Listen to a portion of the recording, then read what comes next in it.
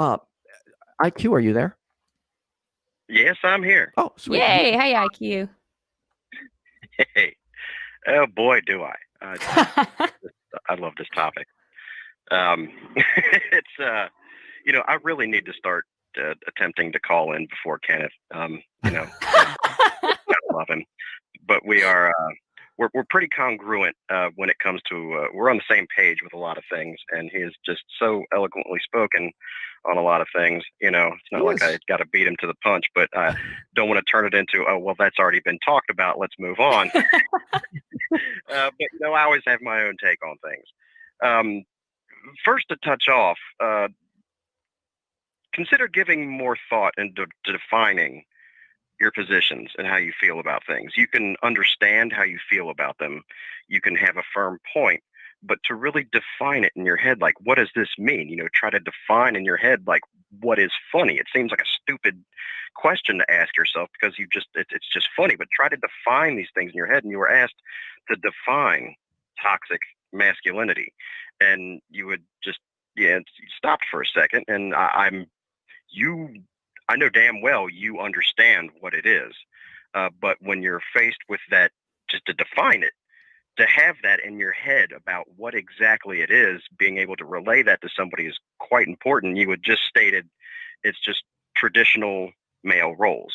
And that's not entirely accurate, at least from a descriptive standpoint, because there's other traditional male roles that are not toxic. Because it's okay to be a man. It's because it's a role, right? Mm-hmm. You just to be a tough guy, but not acting tough. Right. To be a strong person, to be handy. There's certain things that are not really toxic, but can be encompassed on what it's known to be a man. But we need to rethink on what being a man is. Should we really First off, we are not should we really born have like into these roles. That's true, but should we necessarily have societal gender roles at all? We can. We just have to evaluate them more often, and that's where tradition comes into play. Tradition, when it comes to holidays and all this stuff, when you're going through a celebration or you're just doing certain things because that's just how the party goes, tradition is fine. When it comes to people and trying to define people into traditional roles, it kind of cuts it off at the head with development and how we understand how certain things are toxic, and being progressive as a society, making necessary changes is important to kind of taking unlocking the door a little bit when it comes to tradition, when you're trying to describe societal roles. And, toxic masculinity, it's not about physicality. It's not about being, a big guy or being tough or handy. It's the societal role that you have to be that way. First off, I would say that to define toxic masculinity, at least how it sits in my head, the subset of behavioral criteria associated with traditional male gender roles that lack respect or consideration for mental or psychological well-being in an effort to display or maintain social or physical dominance. Now, can you repeat that? Into thinking that this is what man is and disregarding looking at it in this manner, that's where it becomes toxic. Because if you cause somebody harm from something, that's toxic, right? Right.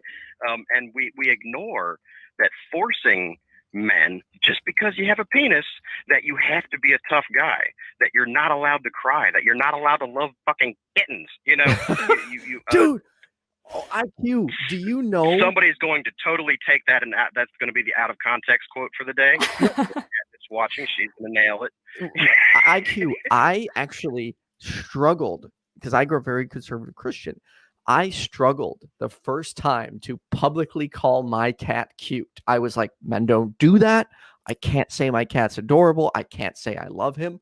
Like, I actually had to work and get the courage to be like, my cat's adorable and I love him and I can't live without him. And that's sad. Yeah. I'm Sad. proud of you for doing that, because that's a lot of decisions that a lot of men end up just making not to do, because it's easier to just not change. Right. And that's what I've done, because I personally have had a uphill battle when it comes to masculinity, particularly because of my willingness to do less than masculine things. And what I mean by that is do the Beyonce single ladies dance or dance to Bye Bye Bye. My sexuality and my masculinity was questioned my whole life.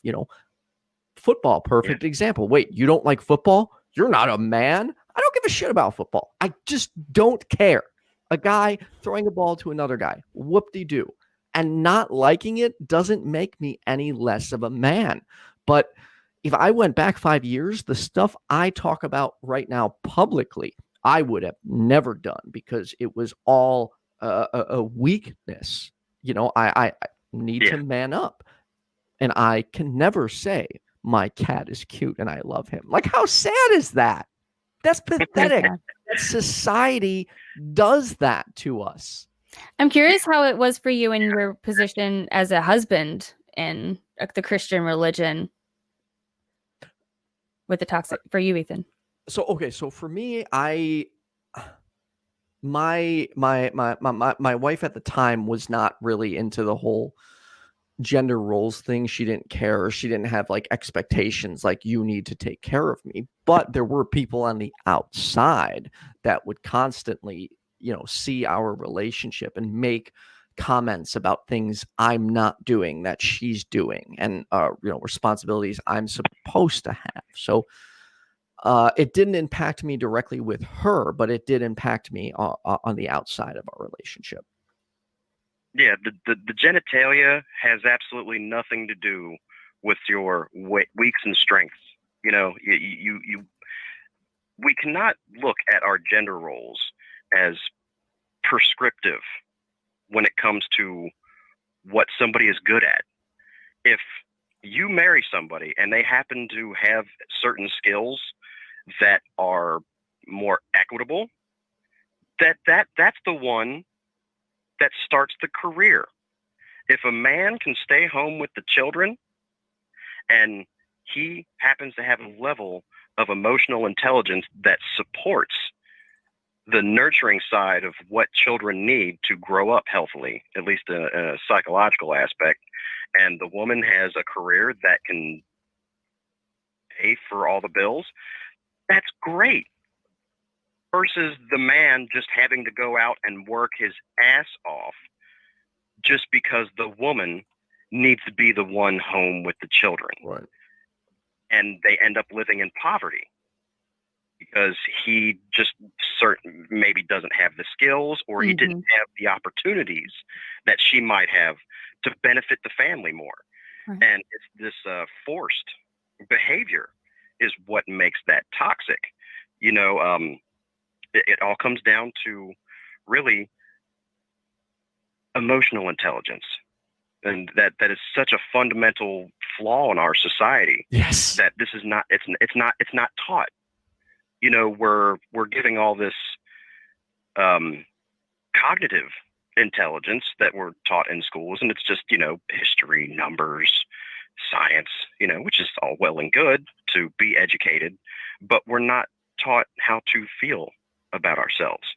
We're not taught how to handle our emotions, and even to the point where men are discouraged from even recognizing their emotions.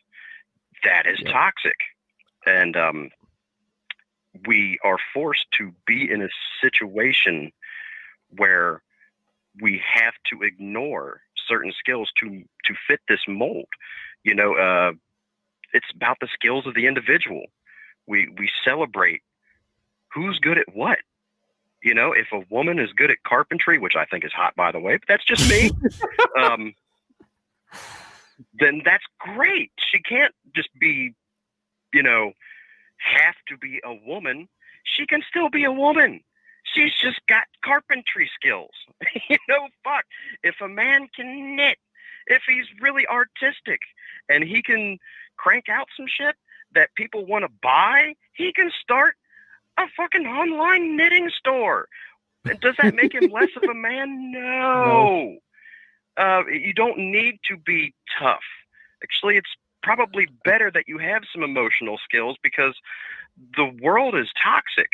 And it's because of this that we do not allow ourselves to be able to feel properly. And when you allow yourself to be denied of half of your humanity, because, there's the physical and the psychological. And if you just completely downplay yourself on the psychological aspects, you're going to go down a bad path. May I say, to make a suggestion to women listening to help with that, is to take the initiative when a situation comes up. And this is what I had to do, changing our roles after I became an atheist. When something came up where it was the man's job, right, that he's used to doing, I had to really focus my mind on it and catch it and be like, no, you're doing it just because you believe it's your job as a man, just subconsciously. That's why you're just automatically doing it. I want to learn. I want to be just as, valuable, just as useful. And so I follow him and learn. And now I can do a lot of what he does. And so we're now a team, to where we can both, he stays late at work, I cook. He comes home early, he cooks. That way we can both fill in wherever we need, and we're not tied down by those gender roles. Damn. Man should know how to do his own laundry. And yeah. Time and has some dirty laundry, throw it in. Is waiting for somebody else to do shit because it's their job. I mean, just take gender roles completely out of the equation and go to your workplace and come in with this attitude like, that's not my job, and just leave shit because that's not your job. When it's technically part of your description is to handle something like that, but somebody else always does that. Right. You are going to fucking cause problems that way. And that's where people are like, oh, he never does shit, I always have to do this. And it's like, you're just considered the person that always does it. No, don't do it. Do what needs to be done. If you're good at it and you can do it, fucking do it. You got the time, fucking do it. Mm-hmm. And don't worry. If you can't, don't break yourself. It is, because it's your job if you're able. Yeah. It's responsibility. It's not about being a man. What is a real man? A man just fucking he's an adult. Damn it. Right. Steps up and he takes care of his fucking business. A real woman steps up and takes care of her fucking business. It's just about being an adult. It's not about who's who. It's you're you.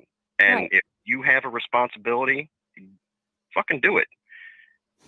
Yeah. And, I jumping back to like something you had said earlier, I guess, okay, one, we need to normalize checking on men and their mental health, because it shouldn't be viewed as a weakness to talk about it. I still have family members that, let's just say one family member in particular now believes I'm being a wuss because I'm being transparent about my mental health struggles, and I need to tough it out. I have another family member who growing up, trigger warning, would call me an FAGGOT regularly because of my hair or the way I acted. This one person also tried to insist that I was like 12 years old, and we're at a wedding, and they're like, here, you need to drink this alcohol. And I'm like, I don't want to. And he's like, what are you, a chicken shit? Be a man. Take a drink. And I'm like, no. And we literally I'm 12 years old. I'm going to throw up. I don't want to throw up. Right. I'm fighting with this person at a wedding and having to justify not wanting to drink alcohol because I was not being manly enough. Like, where do these ideas even come from? Insecurity. Now, if somebody wants to take the angle of, oh, you're being a party pooper, it's a celebration, come join with us. That's a different story, but It is, you're but required to drink this just because of your genitalia. Like, no, the hell's my penis got to do with this? Right, but we also, I personally don't necessarily like when people call others party poopers. Like, I was just gonna say that. Like, it doesn't necessarily affect me as much, but society, particularly in America, shames people into drinking, pressures them into drinking. Like, I can't tell you how many family members or friends like, why aren't you having a drink with me? Just have a drink with me. Oh, you just need to relax. I don't want to have a fucking drink with you, and you should not pressure me or anybody to fucking do that. Sorry. I actually get really heated about this because there are people around me, like when I'm in the bar. Why aren't you drinking? You need to do this. No, nobody needs to fucking drink. Or party. Right. And when it comes to like serious conversations, like, well, no, you just need to have a beer with me. No, I don't just need to have a beer with you. I don't need to do anything. I'm sorry that you need to have alcohol to talk about your problems. I don't. Shit, I'm sorry. Sorry. There's just in America, it's ridiculous how people will sit here and drinking is completely acceptable. They'll have multiple shots. They'll drive home and they'll look at me cross-eyed because I smoke fucking weed. Like, where does this bullshit come from? Okay, I'm sorry for swearing so much, everyone. So I'm just so like resolution driven. Like, maybe like don't hang out with those people. Don't put yourself around those people. Yeah. It's the problem is that is a large chunk of society. When I was in the bar, it's family members, it's friends. And no matter how many times I explain it to them, they just don't get it because alcohol is favored. It has become normal. Despite the amount of death and chaos surrounding it, it's completely acceptable to go out and get wasted and drive home. Yeah, it's against the law, but it's the norm. And I don't understand it. It looks, I completely agree with you. It looks like we've changed subjects though. And it's did we? Sorry. It's okay. Feeling is not weakness. It is strength. Right. Because if you bury your emotions, that will cripple you. Somebody telling you that, you need to man up and suck it up is such an oxymoron because that's what caused the problems in the first place. And you are just digging a deeper hole by burying emotions that were dug by burying your emotions.